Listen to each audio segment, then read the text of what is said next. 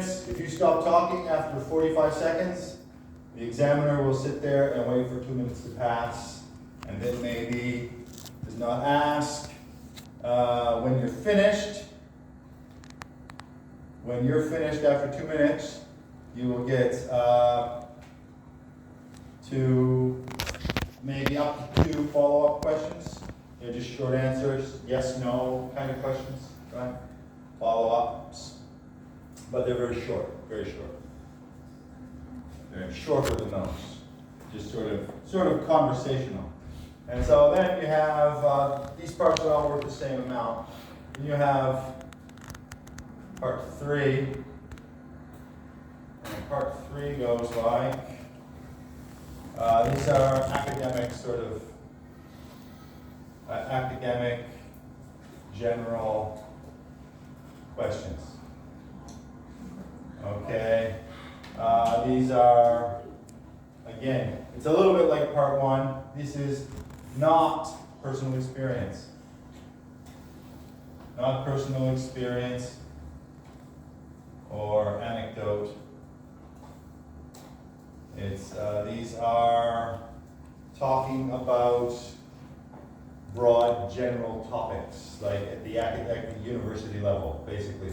So you might say, what can you talk about the increase in crime in whatever, your city or your hometown, okay?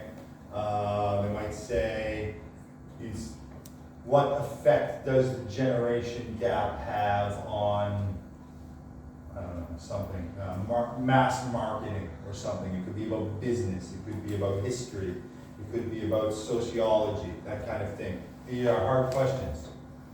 Hard questions. And you have to give general answers without talking about yourself. You're talking about other things, right? General answers. Now, the examiner will guide the conversation and sort of try to get you to talk, but if not much is coming, they'll give up, okay? So the examiner will guide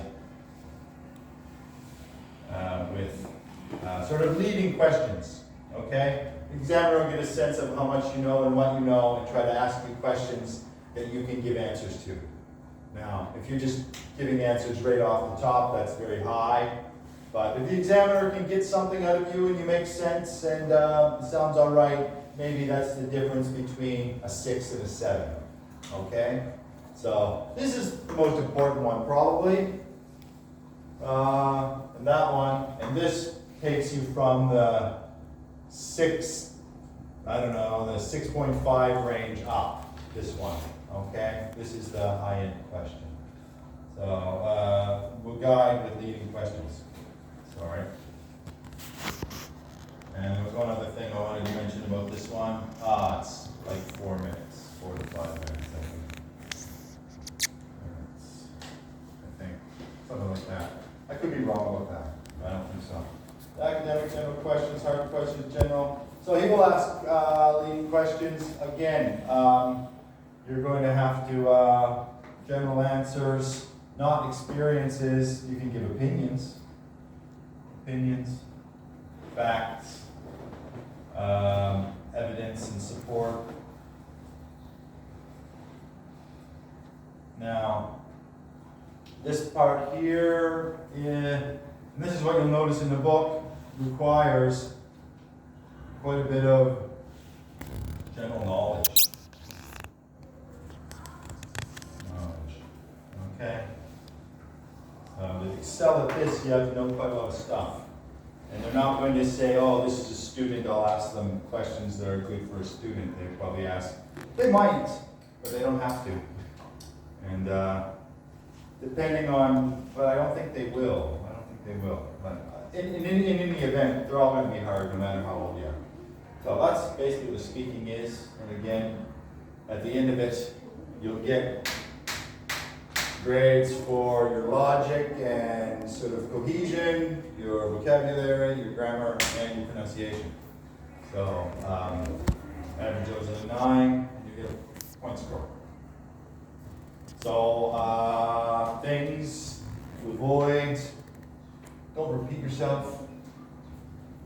Don't repeat yourself.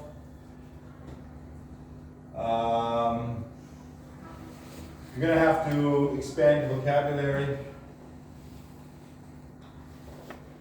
Your vocab, because not everything is good. It was a good time. The food was good. It was yummy. It was good. It was delicious. You have to try to expand your vocabulary, and that way, don't repeat yourself.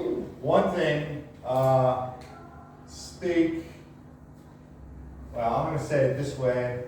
Try to develop a habit of speaking. I'll just say, when I say be loud and clear instead of speaking loudly and clearly, I like this, loud and clear. Loud and clear. Don't mumble. Like, even when you're talking in here, really, try to be loud and clear. Try to develop that habit so people can hear you and understand what you're saying. If you've got a mask on your face, people can't see your lips, so you're going to have to speak loudly as well. Don't repeat yourself, vocabulary loud and clear. Pay attention when you're writing complex sentences. When you're writing, pay attention to complex structures that you can take from your writing and put in your speaking.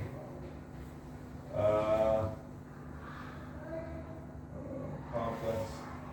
Since I know you do the writing as well, I just suggest you pay attention to complex structures when writing.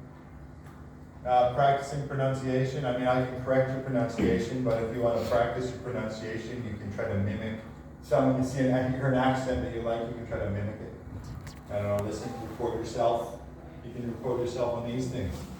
What's another one? Is that it? Loud and clear. Pay attention to the complex structure. Yeah. Anyway, that's everything I can remember about the speaking test. I imagine this probably works anyway, so it's out of 9 like everything else. 3 parts.